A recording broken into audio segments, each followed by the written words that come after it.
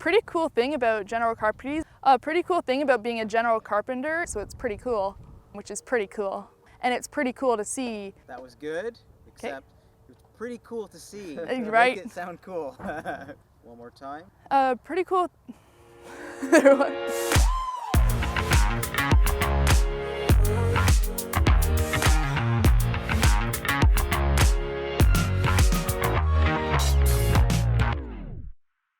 I chose to be a general carpenter as when I was growing up, I was never able to see myself sitting in an office, being indoors all the time. And I loved constantly being on the go, which is a huge part of it. Not only being indoors and outdoors, but just learning new things all the time. My shop teacher in high school actually was a huge inspiration to me. He really gave me the courage just to not only get into it and try it out to begin with, but just to stick with it all the way through. Part of being a general carpenter is you're on site from beginning to end. You get to see a house go from nothing to something, which is pretty cool. An awesome thing about being on Ed Limeguard Contracting's crew is we get to try so many different things and it's never the same each and every day. In high school, I actually tried a few different co-ops to see what types of trades I liked versus didn't, and carpentry really just drew me in and I enjoyed it so much.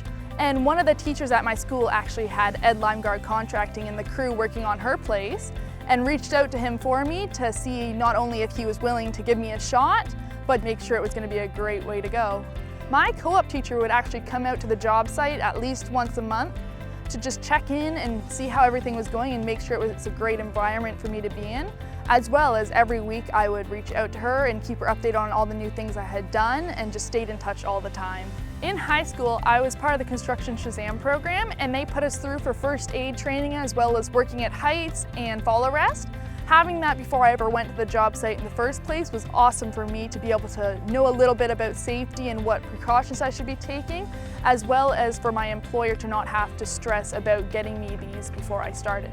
I kept in touch with my employer after my co-op and was able to just stay connected and make sure that not only he'd be willing to take me on as a full-time worker, but have the room on his crew to sign me up as an apprentice.